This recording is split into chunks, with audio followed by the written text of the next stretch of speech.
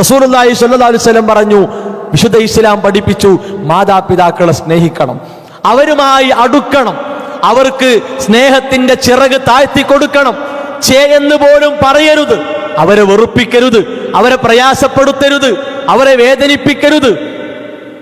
എന്തൊക്കെ വേണ്ട എന്ന് പറഞ്ഞോ അതൊക്കെ ചെയ്യാൻ ആവേശമാണ്, അതൊക്കെ ചെയ്യാൻ വലിയ താല്പര്യമാണ്. എന്നാലോ സ്നേഹത്തെ ഇന്ന് പല ആളുകളും സോഷ്യൽ മീഡിയയിൽ മാത്രം ഒതുക്കിയിട്ടുണ്ട്. ഒരു കസേരയിൽ ഉമ്മയെ ഇരുത്തി, ഒരു കസേരയിൽ ഉപ്പയെ ഇരുത്തി കോമാളിത്തരങ്ങൾ കാണിച്ച് അവരെ ചിരിപ്പിച്ച് അവർക്ക് കൃത്രിമ രൂപത്തിലുള്ള ശ്വാസം കൊടുക്കുന്ന പോലെ കൃത്രിമ രൂപത്തിൽ സന്തോഷം കൊടുക്കുന്ന അവസ്ഥയിലേക്ക് നല്ലൊരു ശതമാനം മക്കൾ മാറിയിട്ടുണ്ട്.